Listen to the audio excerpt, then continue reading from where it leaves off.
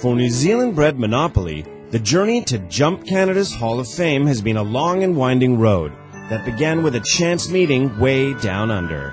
So we were invited to David Murdoch's show down in Auckland. It was an invitational international horse show, and there was a very good horseman down there, John Cottle. And he said, Jay, I'd like you to, ride Monopoly in the open welcome. I think I was second in the class. Maybe someone beat me on speed, but the horse jumped unbelievable. So John casually mentioned that the horse was for sale, being a good salesman that he was, and let me ride the horse and experience the horse in the ring, and it was a good feel. I knew it was a super horse. Canadian businessman Don Arillo would jump at the chance, and Monopoly made the long trip to Canada. Monopoly was a very strong horse. He was strong-willed in his head. He was strong in his body. He had a great feet. He had a great hindquarters. He was very strong. Jay Hayes' time with Monopoly would be short-lived, and Monopoly's journey would take him to Torchy Miller and a young, talented rider named Beth Underhill. So many of us knew she had lots of talent, but you always need that magic horse to get you up to that top level. And that horse did that for Beth.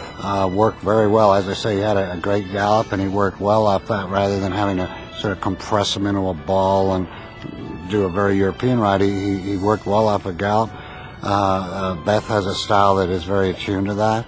Monopoly and Beth began to rack up championships from California to Spruce Meadows to Southern Ontario.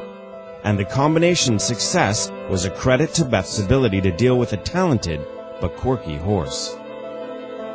Beth's tenacious, so that at times he was quirky, and he'd stop and throw her off. I mean, she's resilient enough and tough enough to get back on, and so that wasn't our day, but we'll go again, and it wouldn't change her ride. She'd ride the same and with the same confidence. Monopoly was, as we call, very scopy. He could jump a house. He was careful enough. But he was very spooky.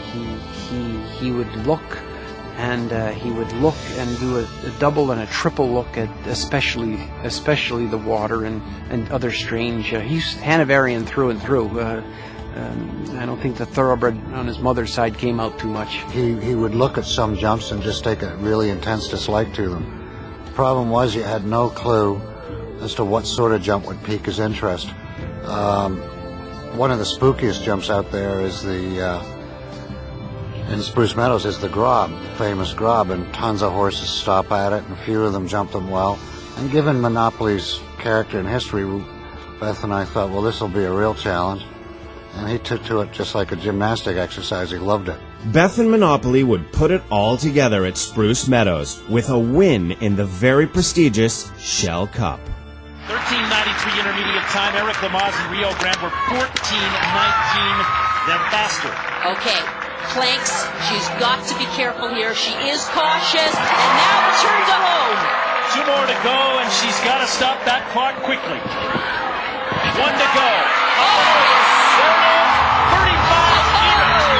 Oh, not by much, but finally, Beth Underhill is the Shell Cup champion. I won? Yes, you won. Monopoly's record would include winning double silver at the 1991 Pan Am Games in Cuba.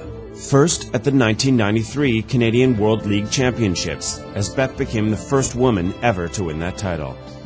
Canadian National Show Jumping Champion in 1994 and 1996 at Spruce Meadows. Over his career, Monopoly would win over $1 million in the show ring and stamp himself as one of Canada's greatest jumpers of all time.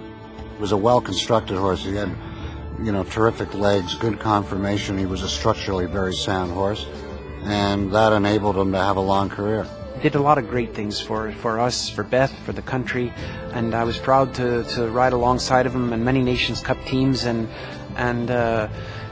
we were, yes, I had the feeling that he was a great horse. Monopoly and Beth were favorites of the crowds and the public for a long time.